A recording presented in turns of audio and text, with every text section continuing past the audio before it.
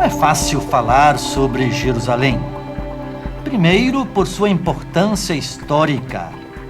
Para os judeus, ela é o local do templo e capital histórica de Judá. Para os cristãos, local da morte e ressurreição de Jesus. Para os muçulmanos, local da ascensão de Maomé ao céu. Tudo isso faz com que se tenha grande quantidade de informações, muitas delas controversas. Segundo, porque Jerusalém é uma cidade habitada, o que dificulta as escavações arqueológicas, cujos resultados poderiam trazer à luz novas informações sobre a cidade.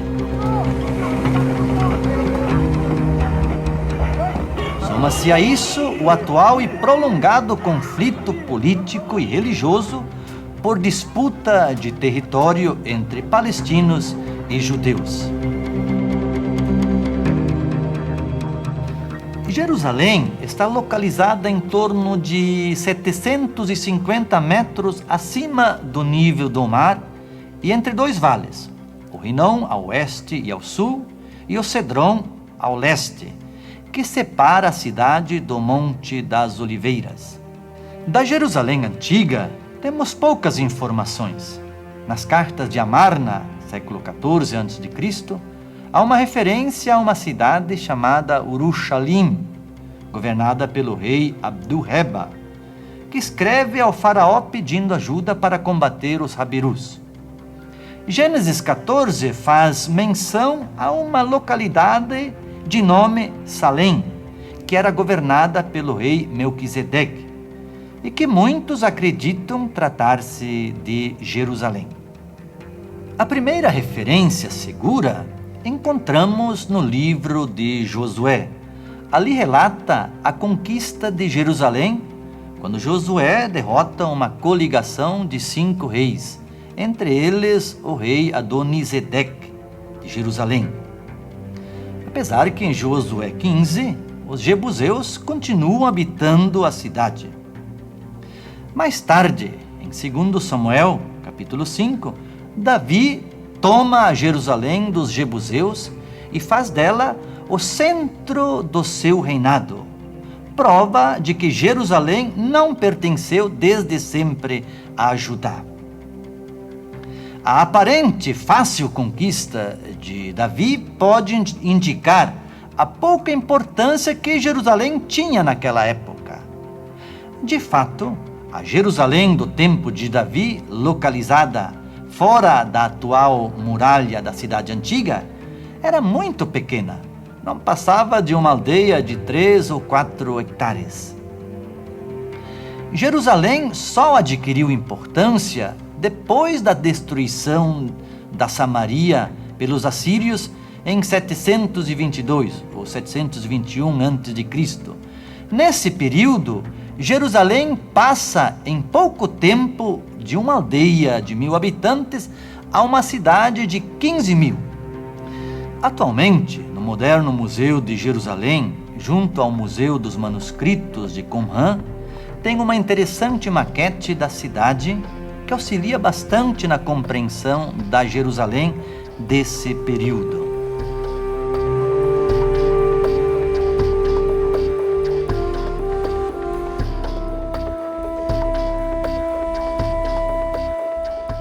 Por volta de 701 a.C., Ezequias, rei de Jerusalém, se rebelou contra o domínio assírio. Foi então que Ezequias construiu a forte muralha com pedras que chegam a alcançar 7 metros de espessura. Para essa época, Ezequias também cavou o túnel de 513 metros para trazer água da fonte de Guiom para dentro da muralha da cidade, até o reservatório de Siloé. O túnel foi escavado na rocha em forma de S, começando simultaneamente pelas duas extremidades. Uma inscrição encontrada no interior do túnel relata o momento emocionante do encontro dos dois grupos de escavadores. Descoberto por Edward Hobson em 1838, o túnel encontra-se aberto hoje em dia para visitas. Em 587 a.C., Jerusalém foi completamente destruída por Nabucodonosor e sua população foi deportada para a Babilônia.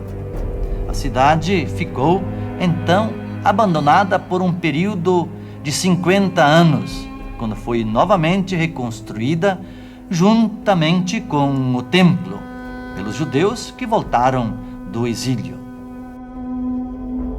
Herodes o Grande, que reinou de 38 a 04 a.C., reconstruiu a cidade, construiu um templo novo, a fortaleza Antônia e um palácio para si, cujo local é hoje identificado com a atual cidadela.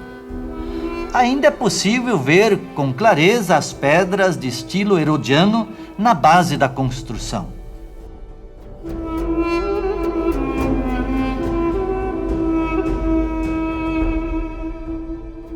Durante a Guerra Judaica, 66 a 72 d.C., Jerusalém foi novamente invadida e saqueada e o templo destruído, desta vez pelo general romano Tito, em 70 d.C. Em 132 a 135 d.C., aconteceu outra rebelião contra os romanos, esta liderada por Bar-Coba, e novamente Jerusalém é conquistada e os judeus são expulsos da Judeia. Em 313, o imperador Constantino legaliza o cristianismo, proporcionando a peregrinação em massa de cristãos aos lugares sagrados da Terra Santa.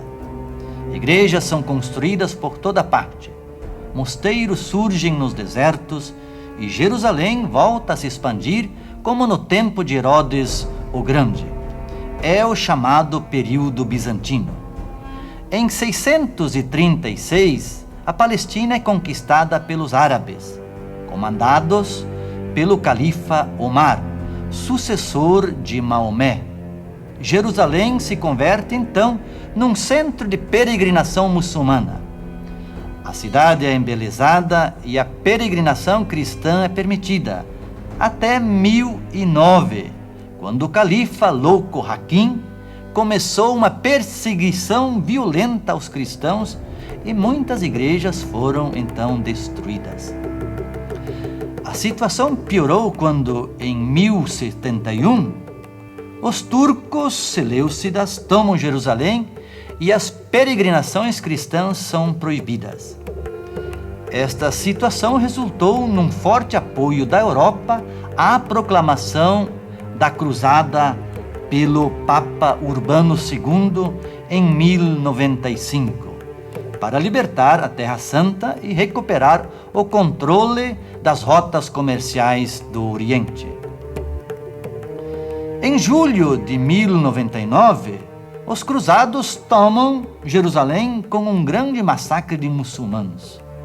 Voltam então as peregrinações da Europa e cresce o investimento na cidade com construções. Mas o domínio europeu não durou muito tempo.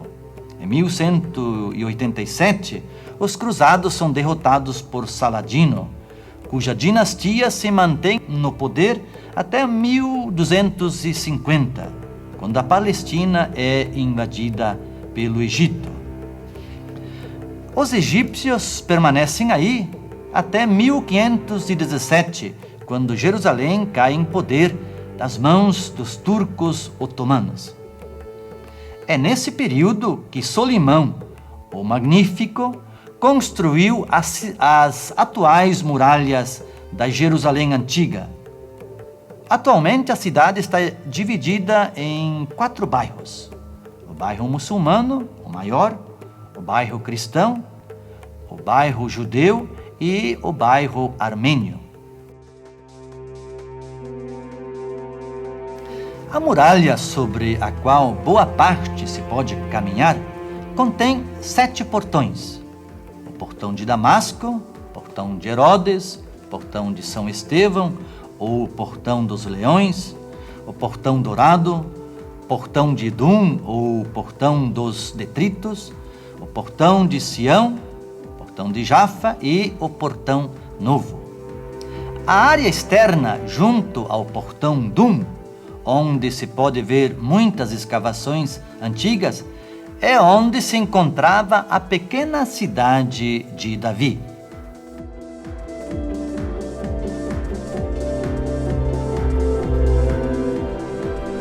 O edifício que sobressalta aos olhos assim que se chega a Jerusalém é, obviamente, a Cúpula da Rocha, ou Mesquita de Omar, construída sobre o monte do templo, ou o Haram HaSharif.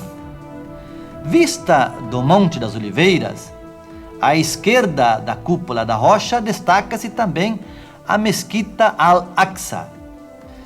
A Cúpula da Rocha, ou Mesquita de Omar, é o primeiro grande santuário do Islã e foi construído entre os anos 688 e 691 depois de Cristo pelo califa Umeya Abd al-Malik. Sua construção teria sido em honra à ascensão de Maomé ao céu, depois de sua viagem noturna a Jerusalém.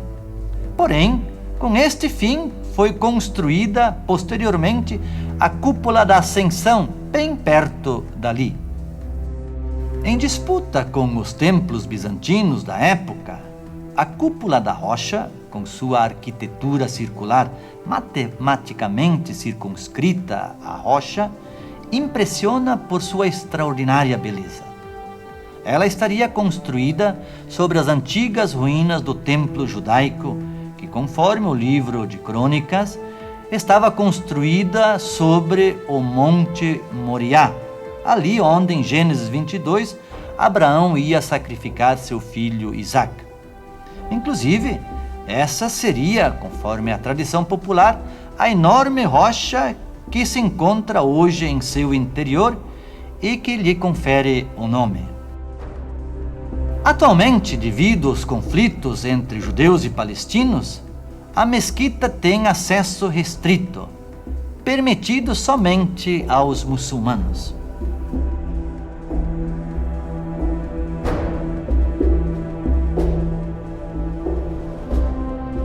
Na parte sudoeste do Monte do Templo, ou Al-Sharif, encontra-se o Muro das Lamentações, que leva esse nome porque durante séculos os judeus do bairro vizinho vinham aí rezar e lamentar a destruição do templo. Hoje é possível ver aí gente do mundo inteiro, e não somente judeus, fazendo suas orações e deixando entre as pedras do muro seus pedidos. Ao visitante chama a atenção a divisão para se chegar ao muro. A parte sul é restrita às mulheres, que por sua vez não podem entrar na Praça Maior, restrita aos homens. As grandes pedras na parte inferior do muro trazem o estilo de Herodes o Grande, que construiu o muro no ano 20 a.C. Originalmente, esse estilo de pedras continuava até em cima, mas a parte superior foi destruída pela invasão romana em 70 depois de Cristo. Esta parte foi restaurada pelos Omeidas no século VII depois de Cristo, com outro estilo de pedras.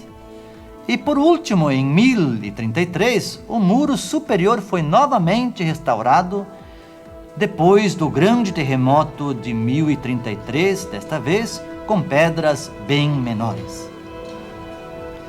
Com alguma dificuldade, é possível ter acesso às várias e grandes escavações que foram feitas ao redor do monte do templo, incluindo o Muro das Lamentações. As escavações revelam que o muro segue vários metros abaixo do atual nível, o que prova o quanto a área foi aterrada ao longo dos anos. Muitas outras escavações de vários períodos da história da Jerusalém antiga podem ser vistas no atual bairro judeu. Um peregrino fica um tanto desconcertado ao chegar ao santuário mais importante do cristianismo e encontrar um lugar escuro, apertado e desorganizado. O local é guardado por 6 grupos: católicos romanos, gregos ortodoxos, armênios, sírios, coptas e etíopes. O exagerado zelo resulta em disputas entre os grupos que se vigiam mutuamente com o receio de que um infrinja os direitos do outro. Curiosamente, a chave da porta é guardada por uma tradicional família muçulmana. É difícil saber com segurança se esse é o local da morte e ressurreição de Jesus, uma vez que o local ficou abandonado por quase 3 séculos. Para complicar, em 135, o imperador Adriano mandou aterrar o lugar e construir ali um templo a Júpiter e um santuário a Afrodite. Somente depois de 313, quando Constantino oficializou o cristianismo, é que se iniciaram as peregrinações em busca dos lugares sagrados. No entanto, tudo indica que a tradição cristã guardava a memória desse lugar, que no tempo de Jesus ficava fora do muro da cidade. Tanto que entre 326 e 335, Constantino mandou destruir o templo construído por Adriano e construir em seu lugar a Igreja da Ressurreição.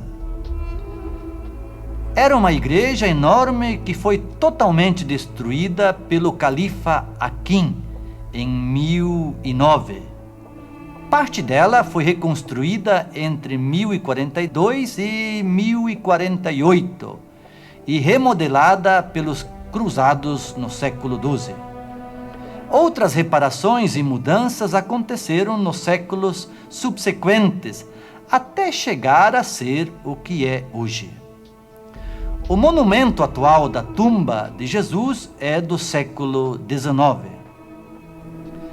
Como amostra das controvérsias, saindo da muralha pela porta de Damasco, em direção ao norte, perto da igreja de São Estevão, encontra-se outro lugar que se afirma ser o sepulcro de Jesus. O local é conhecido como a Tumba do Jardim. Pouco popular, os argumentos arqueológicos são ainda menos convincentes.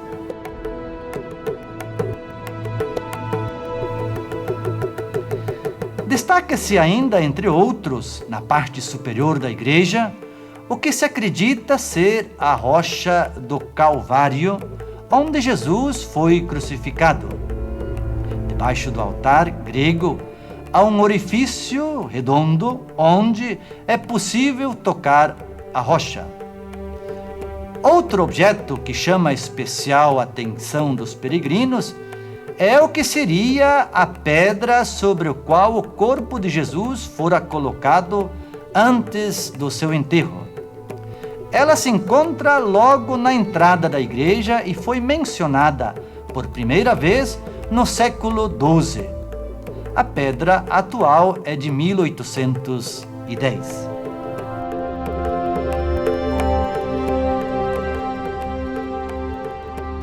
No alto da Igreja do Redentor, que fica um pouco mais ao sul, é possível ter uma boa vista de toda a área.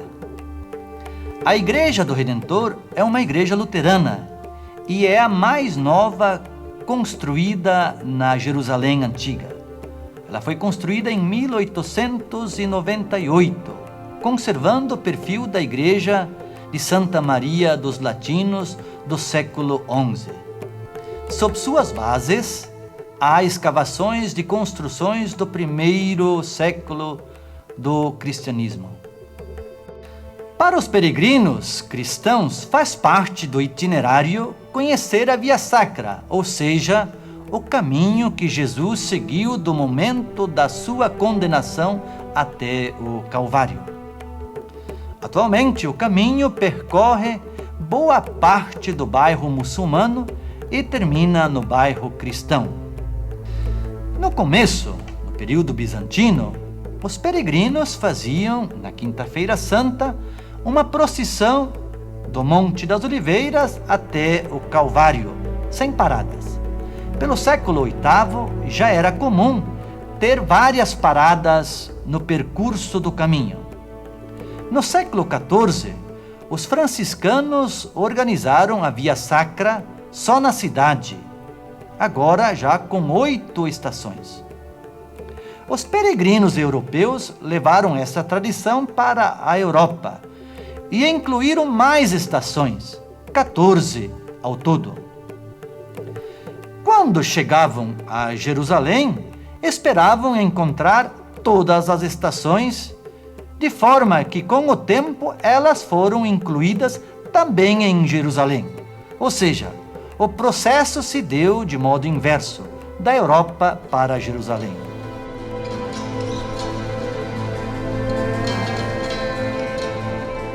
A cidadela é uma das construções mais antigas de Jerusalém.